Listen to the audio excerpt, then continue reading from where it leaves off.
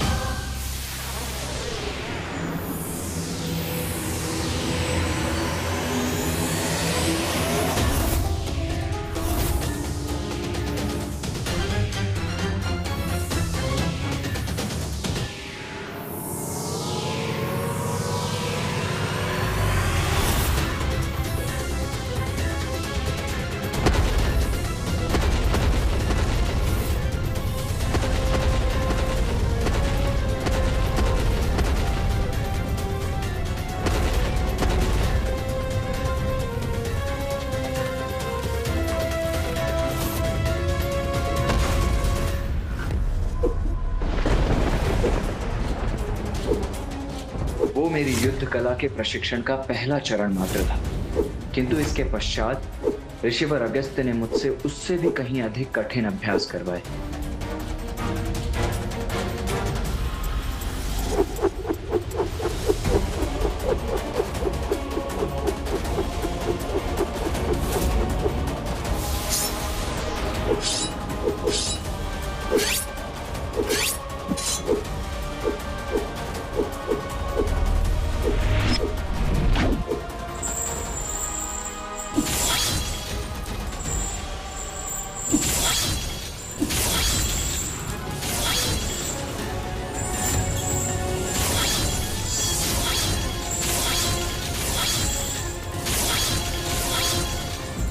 कुमार कार्तिकेय, मैंने आपको अपने शिष्य के रूप में स्वीकार कर आपको संपूर्ण युद्ध कौशल की विद्या प्रदान की है। अब आप पूर्ण रूप से प्रशिक्षित हो चुके हैं, अतः आप यहां से प्रस्थान करने के लिए मुक्त हैं। इतनी शीघ्र?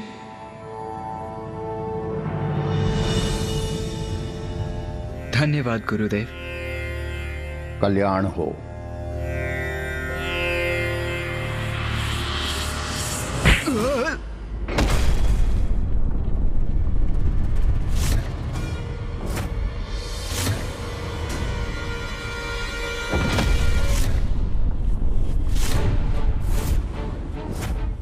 क्या हुआ गुरुदेव? आपने ही तो कहा था कि मैं प्रस्थान कर सकता हूं। गुरुदेव ने ऐसा क्यों किया? मैं समझा नहीं, किंतु उनके आदेश का पालन करना मेरा कर्तव्य है।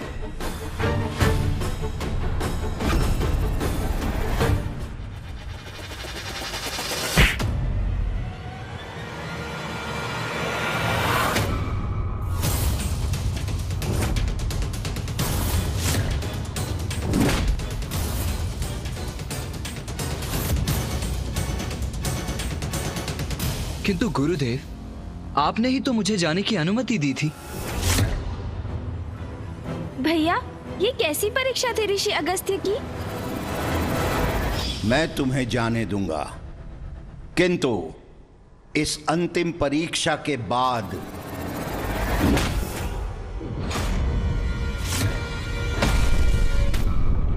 परीक्षा ले रहे हैं गुरुवर, तो उसमें भी अवश्य सफल होऊंगा मैं।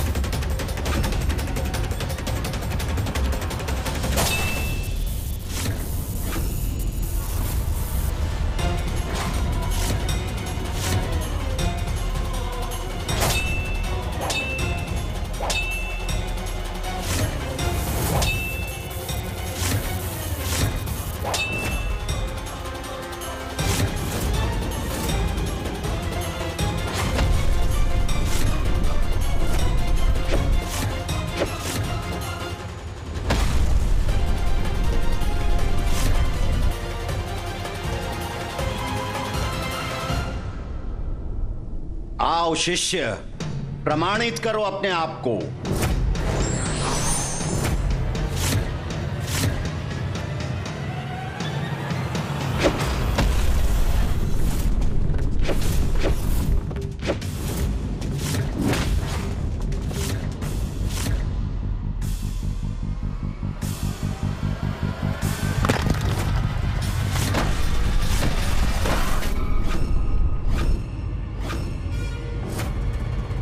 ये भूमि के मध्य सिंहासन कहां से प्रस्तुत हुआ?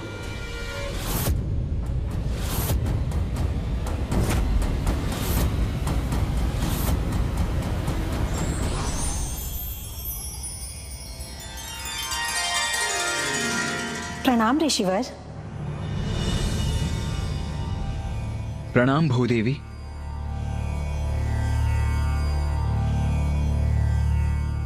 ऋषिवर, मैं गुरु और शिष्य के मध्य हस्तक्षेप नहीं करना चाहती थी, किंतु आपको इस प्रकार गिरते हुए भी नहीं देख सकी, इसलिए मैंने आपके लिए सिंहासन प्रस्तुत किया।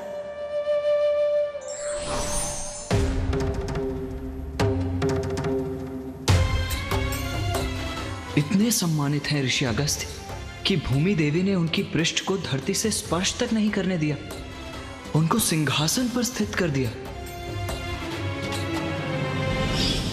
भैया, ऋषिवर अगस्त्य की महानता तो अद्भुत है, जिनका सभी आदर व सम्मान करते हैं। बताइए ना भैया, फिर क्या हुआ? कुमार कार्तिकेय, अब आपको सिखाने के लिए मेरे पास कुछ भी शेष नहीं है। अब आप संपूर्ण योद्धा बन चुके हैं। धन्यवाद ऋषिवर, ये तो आपकी ही कृपा है। आपसे शिक्षा पाकर मैं धन्य हुआ। आप मेरे श्रेष्ठ शिष्य हैं कुमार कार्तिकेय। आप सदा मेरे सम्मान का कारण बनेंगे। कल्याण हो। ऋषि अगस्त्य की कृपा से ही मैं इतना महान योद्धा बना गणेश। उनकी महानता का वर्णन शब्दों से नहीं किया जा सकता अनुज। हाँ भैया, उचित कहा आपने। प्रणाम गुरुदेव। भैया ने जिस प्रकार बखान किया, सत्य है, असाधारण है ऋषिवर अगस्त्य। मैं महादेव को क्रोधाग्नि के प्रति अपनी आशंका व्यक्त करने की प्रतीक्षा कर रहा हूं, किंतु सभी ऋषि अगस्त्य की कथा में इतने लीन हैं कि मैं कैसे प्रारंभ करूं?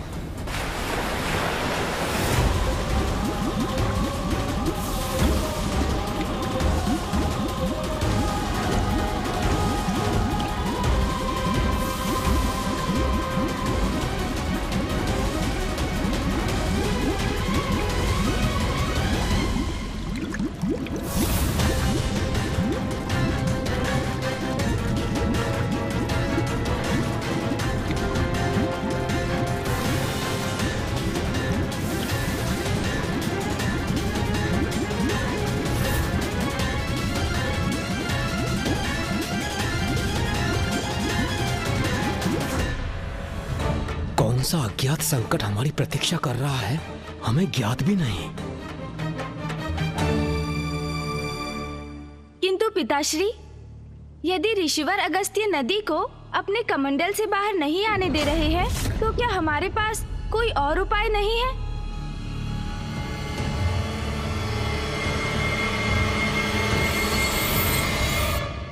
नहीं गणेश, अकाल का कारण है समस्त जलधाराओं का सूखना, सप्त सिंधुओं का जल से रिक्त होना।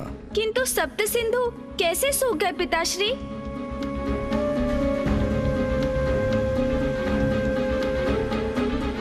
ऋषि अगस्त्य ने सप्त सिंधुओं का जलपान कर लिया।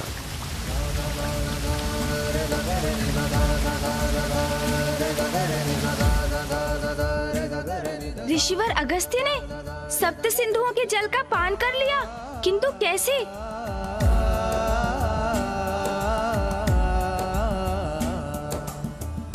हाँ गणेश जी, हुआ ऐसा कि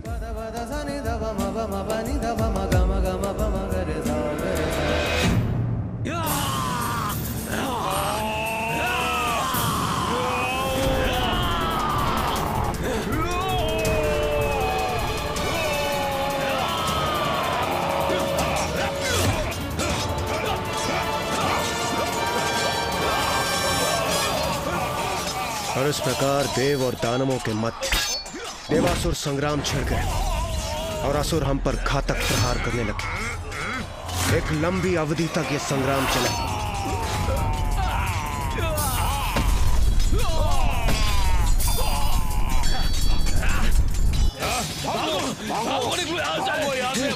भागो जल्दी बचाओ, चलो चलो।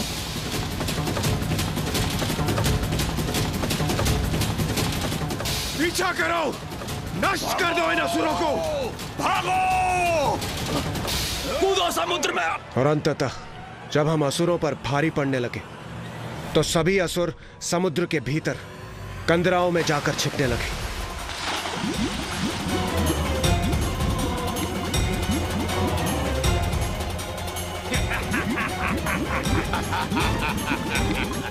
अब तुम हमें क्या मार पाओगे देवताओं? तब सभी देवताओं ने ऋषि अगस्त्य से समुद्र को जल से रिक्त करने की प्रार्थना की।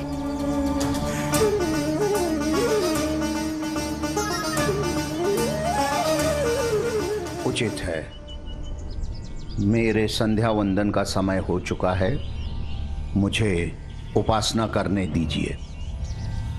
उन्होंने हमारी प्रार्थना स्वीकार की और ओम केशवाय स्वाहा। ऋषि अगस्त्य ने सप्त सिंधुओं के जल का पान कर लिया।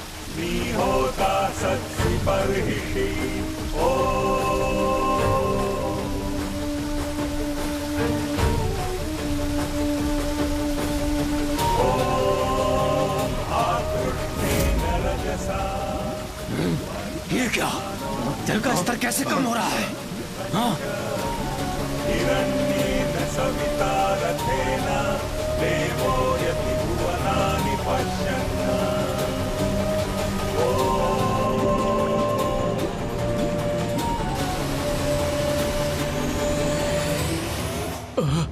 ये हो क्या रहा है? जल का स्तर कम क्यों हो रहा है?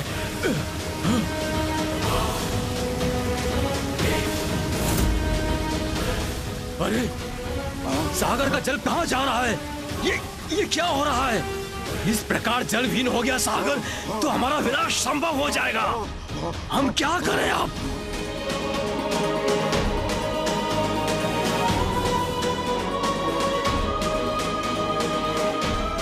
आक्रमण!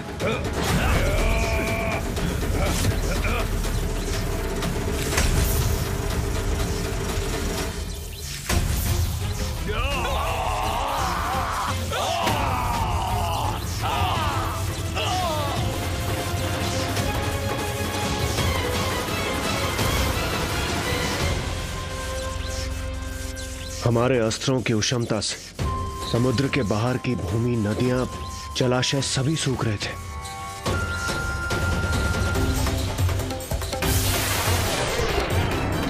इस अनर्थकारी घटना का भीषण परिणाम होगा। हमने तो कल्पना भी नहीं की थी हमारे अस्त्रों का इतना विध्वंसक परिणाम होगा। किंतु इंद्रदेव, ऋषि अगस्त्य ने समुद्र के जल का पान कर लिया तो समुद्र में जल लौटा कैसे? असुरों के नाश के बाद हमने ऋषि अगस्त्य से प्रार्थना की कि वो जल को पुनः समुद्र में छोड़ दें, किंतु उस जल का उनके उदर में पाचन हो चुका था। इसलिए उन्होंने लघु शंका के माध्यम से जल को पुनः मुक्त किया, किंतु उस समय में चलने वाले अस्त्रों की उष्णता के कारण दक्षिण की धरती पूर्ण रूप से सूख चुकी थी, अकाल पड़ चुका था।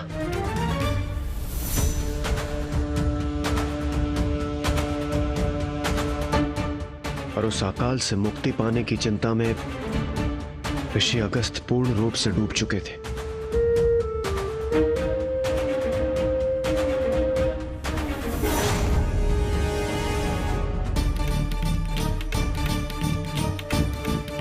और फिर इस समस्या का समाधान ढूंढने के लिए उन्होंने एक तप प्रारंभ किया।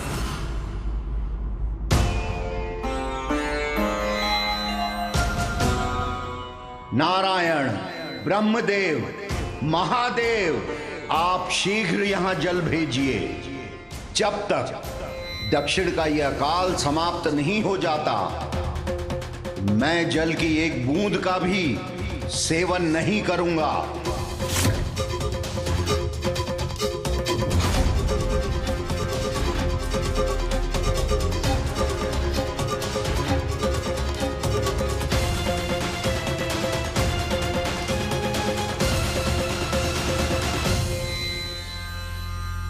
पिताश्री, क्या ऋषि अगस्त्य को उनके तप से समस्या का समाधान प्राप्त हुआ?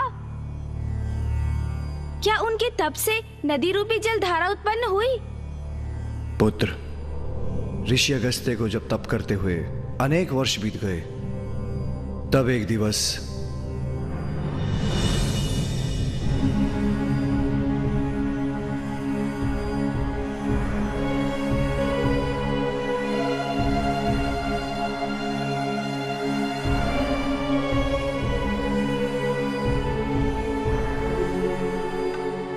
पुत्र अगस्त्य,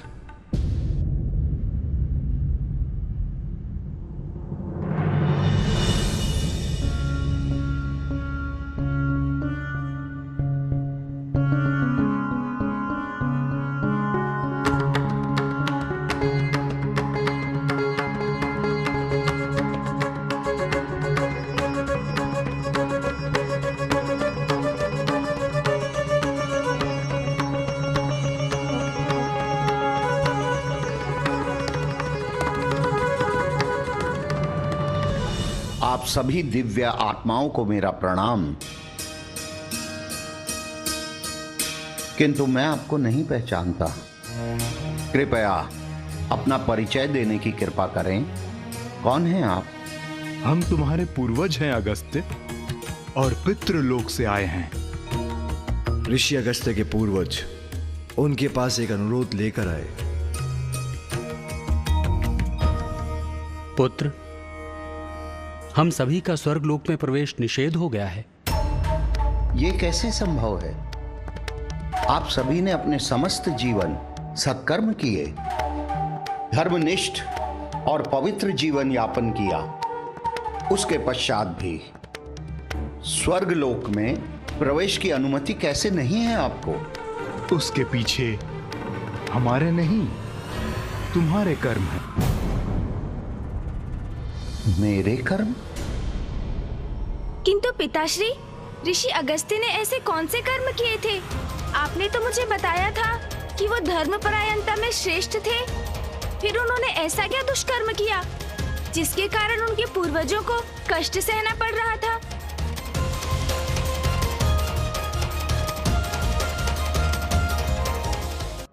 कभी कभी जो कर्म आप करते हैं वो नहीं, अपितु जो आप नहीं करते वो आपके जीवन में समस्या उत्पन्न करते हैं।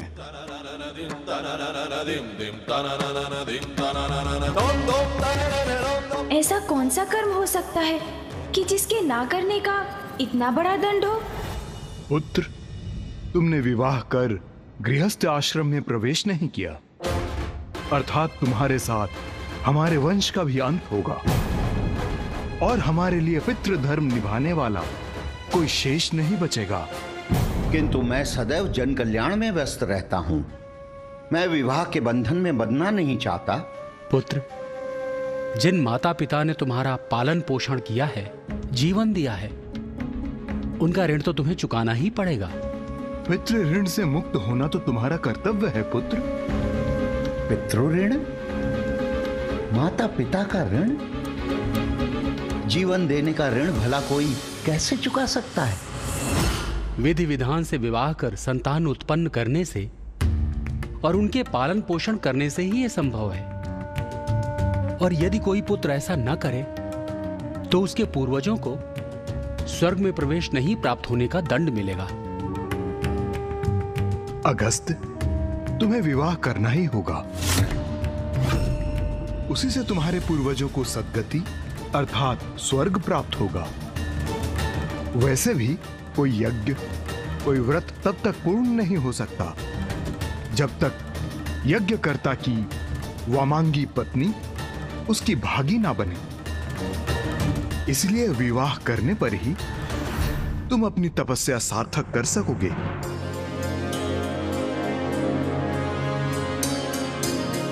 और तुम्हारे विवाह से ही दक्षिण का अकाल भी दूर होगा।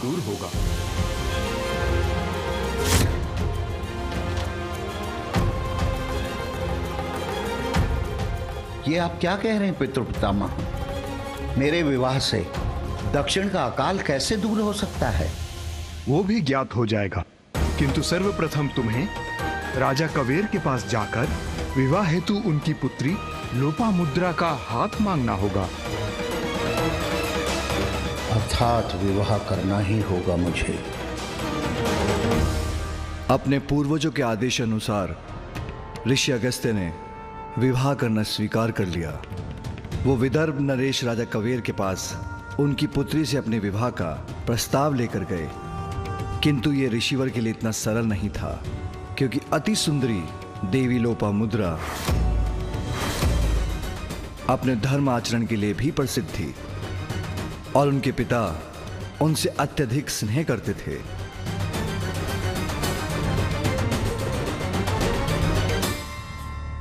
मैं समझा नहीं, किसी भी कन्या के लिए सुयोग्य वर थे ऋषि अगस्त्य, तो फिर इसमें कैसी कठिनाई थी?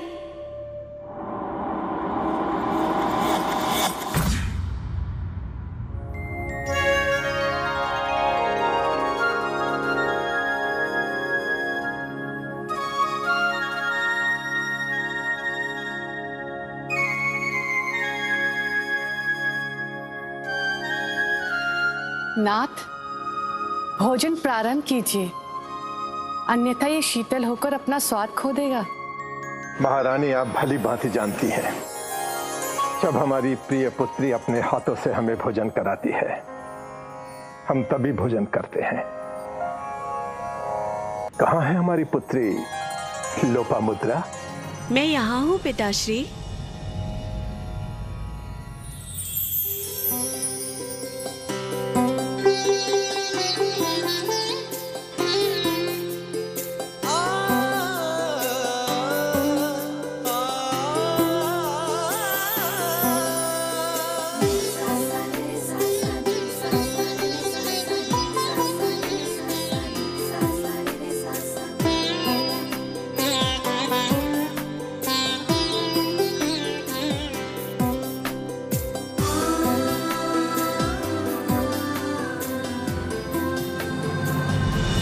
क्षमा कीजिए पिताश्री, भगवान नारायण के पूजन में मुझे थोड़ा सा विलंब हो गया।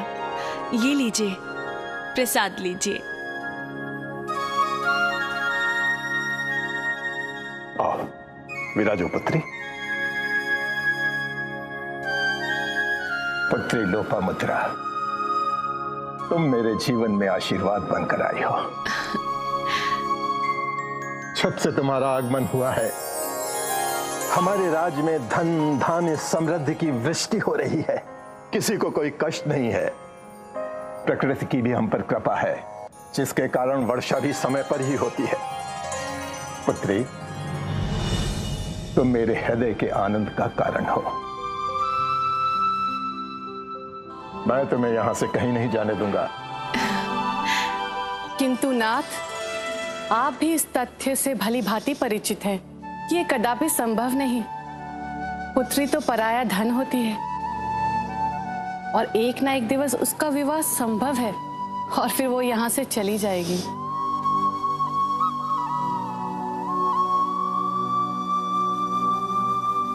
प्रणाम महाराज, आपसे भेंट करने ऋषि अगस्त्य पधारे हैं।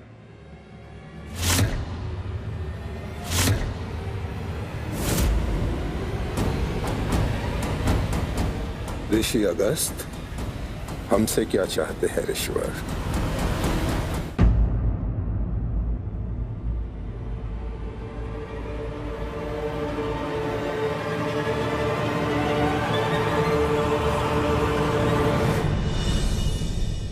ऋषिवर, आपका यहां स्वागत है। ऋषिवर, आपके यहां आगमन का कोई कारण अवश्य होगा। कहिए, आपकी ऐसी कौन सी इच्छा है जो मैं पूर्ण कर सकता हूं?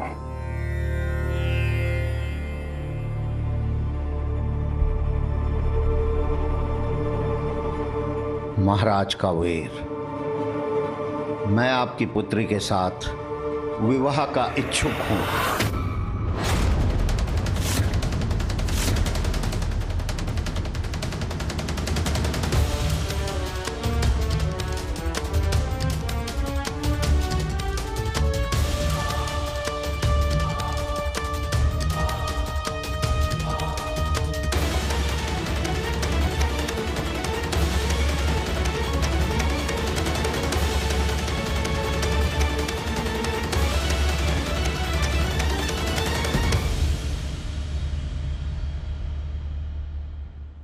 क्या विचार कर रहे हैं राजन? मैं आपके उत्तर की प्रतीक्षा कर रहा हूं। कहिए, आपको मेरा प्रस्ताव स्वीकार है?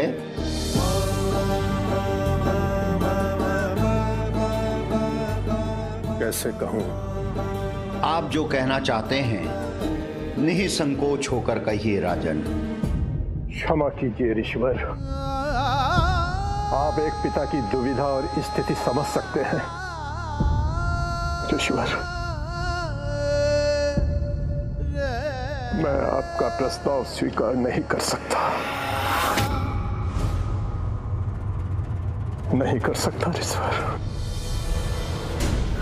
क्या महाराज कबीर ने ऋषि अगस्त्य का प्रस्ताव ठुकरा दिया?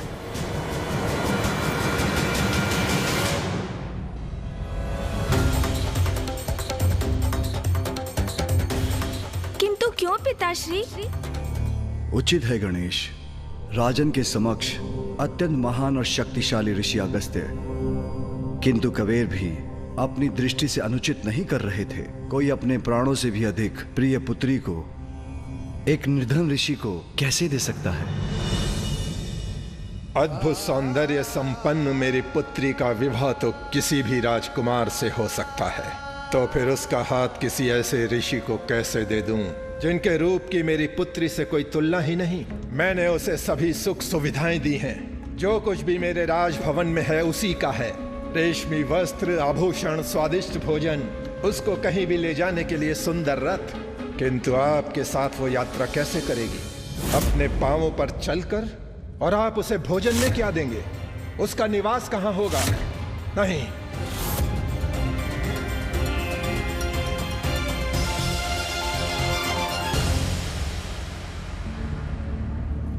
ऋषिवर, मेरी पुत्री कोई साधारण राजकुमारी नहीं है। इसे प्राप्त करने के लिए मैंने अत्यंत कठोर तप किया था।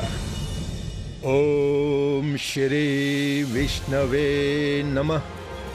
ओम श्री विष्णवे नमः।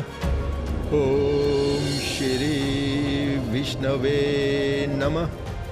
ओम श्री विष्णवे नमः। पुत्र कबीर,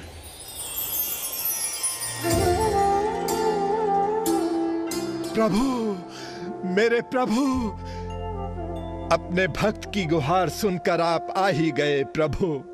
हाँ पुत्र, अद्भुत है तुम्हारी भक्ति। कहो, क्या इच्छा है तुम्हारी? प्रभु नारायण, इस संसार में जो कुछ भी कोई मांग सकता है, आपने बिना मांगे ही हमें सब कुछ दे दिया है। प्रभु, इतनी कृपा और कर दीजिए, मुझे संतान देकर पिता बनने का सुख भी दे दीजिए प्रभु। तथास्तु, तथास्तु, तथास्तु।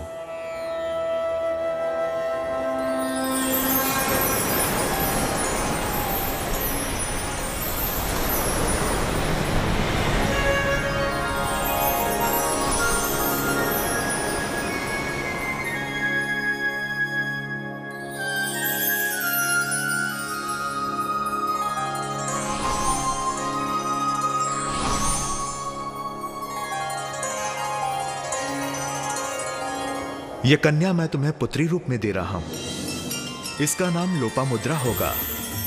ये तुम्हारे राज्य में संपन्नता का कारण बनेगी। प्रभु, आपकी इस कृपा के लिए आपका कोटि कोटि धन्यवाद। पुत्री, स्वयं नारायण की रचना और कृपा से प्राप्त हुई है ये। ऋषिवर, मैं आपसे पुनः क्षमा याचना करना चाहता हूं, किंतु मैं अपनी पुत्री का विवाह आपके साथ कदापि नहीं करूंगा। यदि आप मुझे दंड स्वरूप शाप भी देना चाहते हैं तो वो भी मुझे स्वीकार होगा।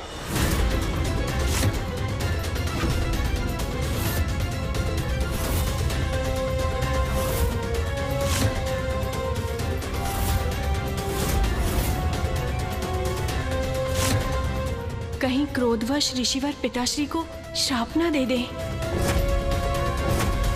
महाराज कवेर, मैं आपकी दुविधा समझता हूँ। कहा नारायण की भेंट आपकी सुकुमारी पुत्री और कहा मैं, किंतु आपको अर्ध सत्य ही ज्ञात है।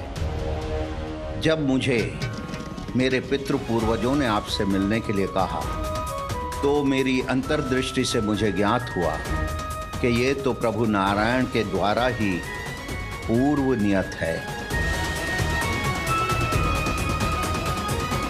यदि आपको विश्वास ना हो तो अपनी पुत्री से ही पूछ लीजिए। पुत्री, ये ऋषिवर क्या कह रहे हैं?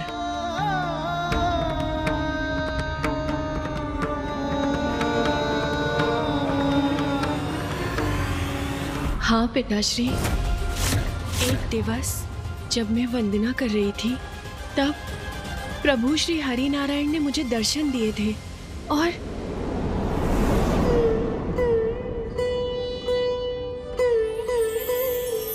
पुत्री लोपामुद्रा,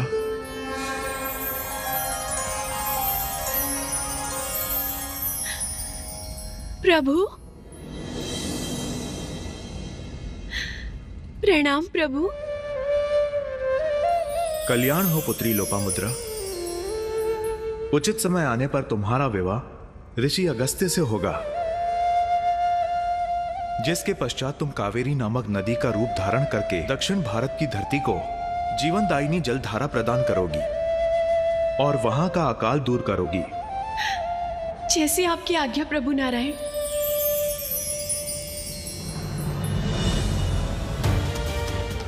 प्रभु आज्ञा है ये, किंतु फिर भी मेरा हृदय इसकी स्वीकृति नहीं दे रहा है। आप सभी संशय त्याग दीजिए पिताश्री। इनके रूप नहीं, इनके गुण देखिए। संसार में इनसे बड़े ज्ञानी और तपोबल शक्ति के धारक नहीं।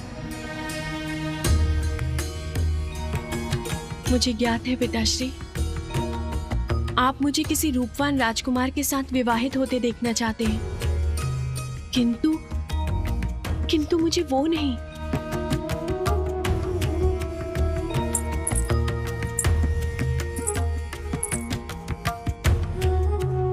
ऋषि अगस्त्य मुझे पति के रूप में स्वीकार हैं और आप भी इनका प्रस्ताव स्वीकार कर लीजिए। पिताश्री, ऋषि अगस्त्य का उद्देश्य तो ब्रह्म ज्ञान प्राप्त करना है, इसीलिए सभी सुख सुविधाओं से स्वयं को वंचित रखते हैं। आप मेरा विवाह इंद्र जैसे योग्य देव से होते देखना चाहते हैं ना? किंतु पिताश्री, ये इतने महान हैं कि स्वयं इंद्रदेव इनसे सहायता मांगने आते हैं। त्रिमूर्ति भी निर्भर रहती है इन पर। ये जो चाहे क्षण भर में प्रस्तुत कर सकते हैं। ये तो मेरा सौभाग्य है कि मैं इनकी पत्नी बनूंगी।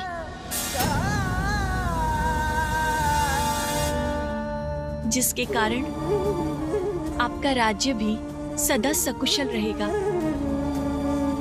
ये इन्हीं के तप का प्रभाव है कि हम सभी सुरक्षित हैं और सभी सुख सुविधाएं अर्जित कर पाए हैं। ये सभी तो ऋषिवर की दी हुई हमें भिक्षा मात्र है। उचित कह रही हो पुत्री, तुम्हारा मोह ही मुझे भ्रमित कर रहा था। क्षमा कर दीजिए ऋषिवर, क्षमा कर दीजिए।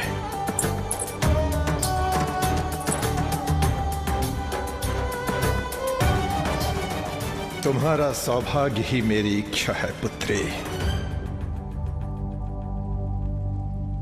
मेरी चिंता मत कीजिए पिताश्री, ऋषिवर के साथ मैं सदा प्रसन्न रहूंगी। तो क्या माता लोपामुद्रा और ऋषि अगस्त्य का विवाह हुआ? और उनके विवाह के पश्चात वो कावेरी नदी में कब परिवर्तित हो गईं? और वो अब ऋषि अगस्त्य के कमंडल में क्यों स्थित है?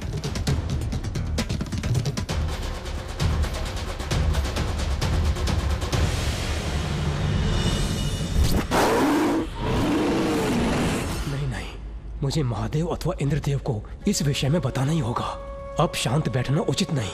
महादेव, एक समस्या है जिसे बताना अति आवश्यक है। अवश्य ब्रह्मदेव, किंतु मुझे पूर्ण विश्वास है आपकी यह चिंता कुछ समय प्रतीक्षा कर सकती है, क्योंकि प्रथम पूज्य श्री गणेश का ऋषि गौतम के विषय में जानना अत्यंत आवश्यक है।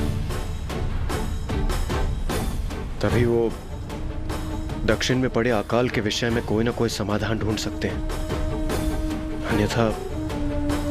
अन्यथा अनेकों निर्दोषों को अपने प्राण गंवाने होंगे।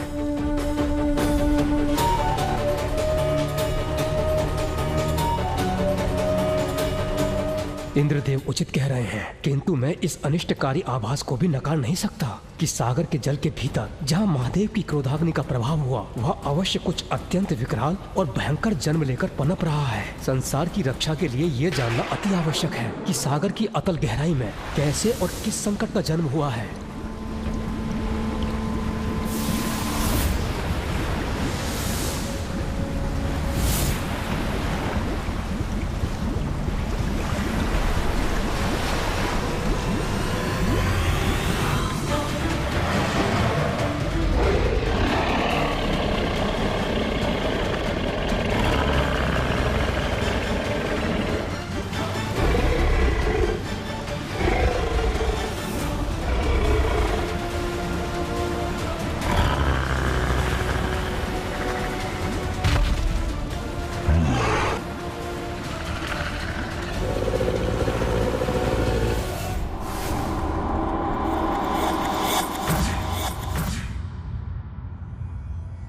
पिताश्री, हमें बताइए ना, फिर आगे क्या हुआ? फिर ऋषि अगस्त्य के साथ देवी लोपामुद्रा का विवाह संपन्न हुआ और वो अपने पति के साथ एक नवीन जीवन प्रारंभ करने के लिए तैयार हो गई।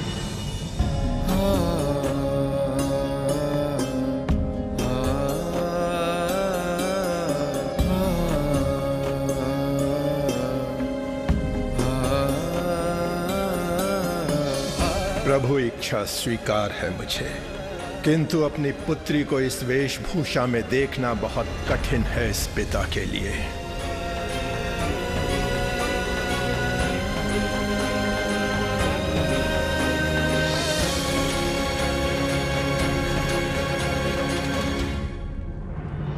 पिताश्री, मैं अपना ये जीवन सहर्ष स्वीकार कर चुकी हूँ।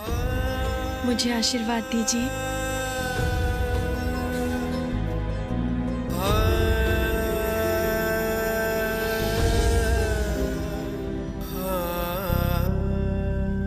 सदा सुहागन रहो।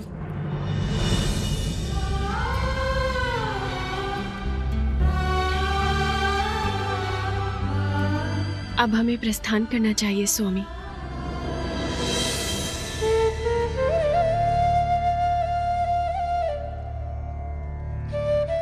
मेरी कोमल पुत्री रिक्त पांवों से इतनी लंबी और कठिन यात्रा कैसे तय कर पाएगी? उसे तो यात्रा में अत्यंत कष्ट होगा।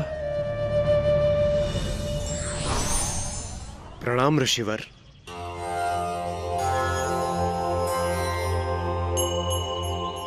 ऋषिवर, आप अपने पैरों को क्यों कष्ट दे रहे हैं? आपकी सेवा में मेरा वाहन ऐरावत प्रस्तुत है। आप ऐरावत को ले जाइए। ऐरावत!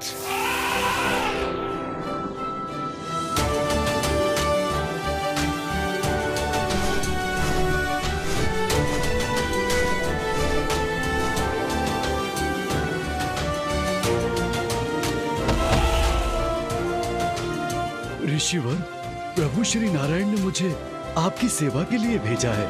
आप जहां कहें मैं आपको वहां पहुंचा दूंगा।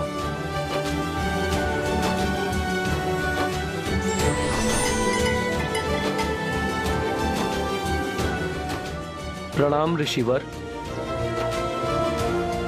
मां लोपामुद्रा, आप मुझे अपनी सेवा का एक अवसर दीजिए। इन ऋषिवर के पास यात्रा की स्वयं की कोई व्यवस्था नहीं, तथापि सभी देव अपने अपने वाहन इनके पास भेज रहे हैं। ये ऋषिवर की महानता ही है। मेरी पुत्री के लिए ऋषि अगस्त्य से सर्वोत्तम वर और कोई हो ही नहीं सकता। आप सबको अनेकों धन्यवाद, किंतु हम अपने पैरों पर चलकर ही जाएंगे।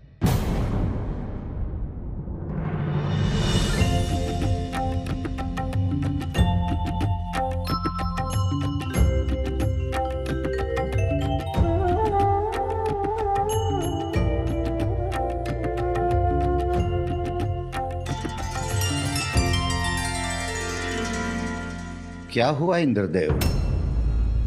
कदाचित आप कुछ कहना चाहते हैं पर कह नहीं पा रहे हैं।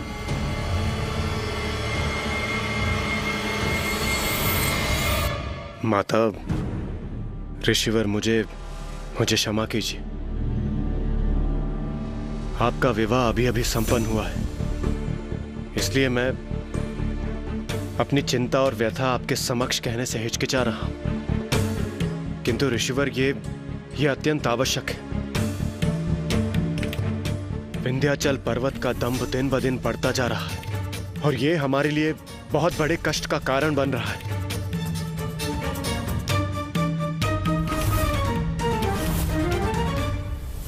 कोई कितनी भी ऊंचाई पर पहुंच जाए, उसे उसका दंभ नहीं करना चाहिए। विंध्याचल का ये व्यवहार सर्वथा अनुचित है।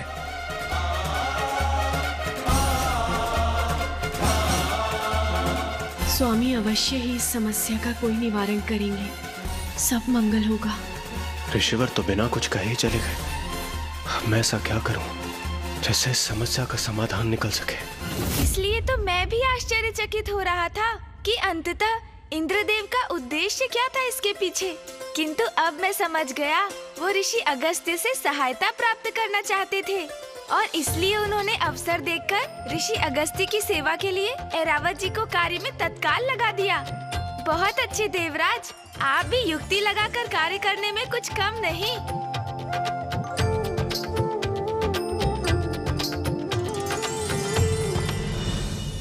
मुझे कुछ कहने का अवसर ही नहीं मिल रहा है। अपनी चिंता महादेव तक कैसे पहुंचाऊं मैं? सागर के गर्भ में जो भी संकट छिपा है, हमें उसे बढ़ने नहीं देना चाहिए।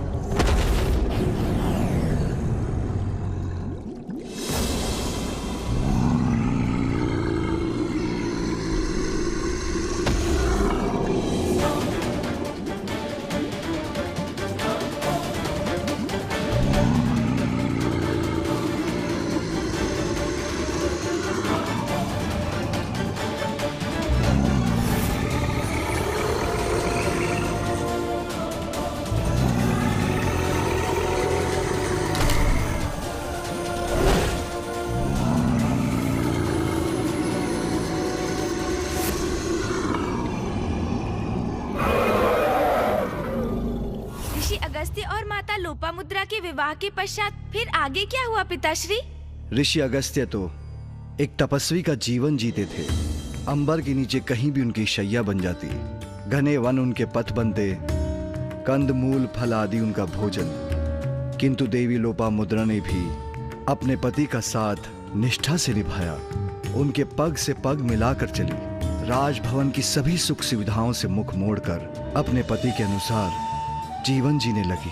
कभी ऋषिवर से ये तक न पूछा कि वो उन्हें कहाँ ले जा रहे हैं। किंतु चलते चलते एक दिवस ऋषिवर और उनकी पत्नी भारतवर्ष के पश्चिम की सीमा के निकट पहुंच गए। इंद्रदेव ने तो उन्हें पूर्व में ही सूचित किया था कि विंध्याचल पर्वत के कारण वहाँ समस्या उत्पन्न हो उठी है, किंतु ऋषिवर को यह भी ज्ञात नहीं था कि वो समस्या इतनी विकट हो जाएगी। ऐसी क्या समस्या उत्पन्न हो गई थी पिताश्री?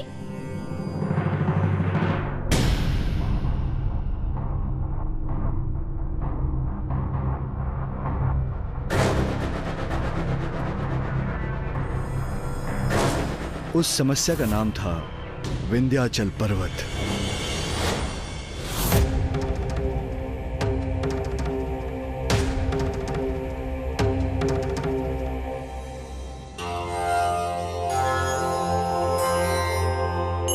मुझे वहां आगे एक गांव दिखाई दे रहा है।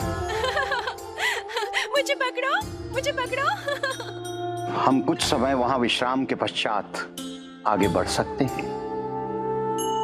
जो आज्ञा स्वामी।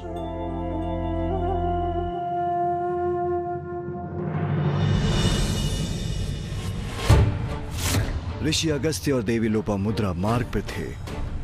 इसी मध्य विंध्याचल को यह अहंकार हो गया था कि वो हिमालय पर्वत से भी अधिक विशाल है।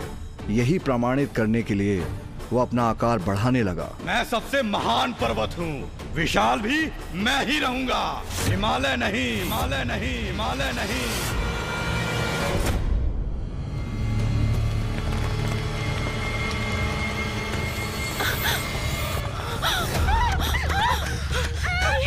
ये क्या है? ये कंपन कैसा? ये तो नहीं लोग कैसा? अरे ये कंपन कैसा?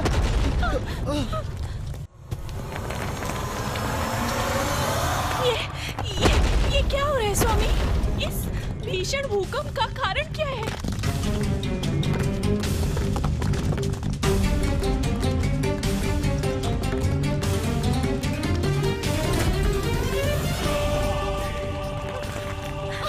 हे प्रभु, हे प्रभु, हे प्रभु, ये क्या है?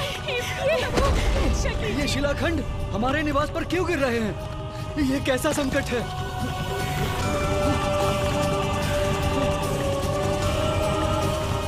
इस प्रकार तो हम सब संकट में आ जाएंगे। हम अपने परिवार की रक्षा कैसे करेंगे? विंध्याचल पर्वत को बढ़ने से कैसे रोकेंगे हम? पिताश्री, हमारी रक्षा कीजिए।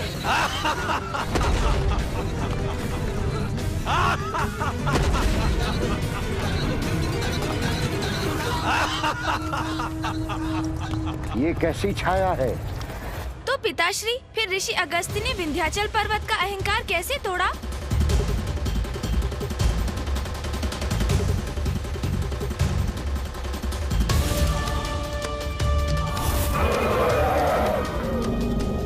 यदि हमने और विलंब किया तो जिस संकट का जन्म समुद्र के भीतर हो रहा वो बाद में और विकराल हो जाएगा और उसका सामना फिर महादेव को ही करना होगा।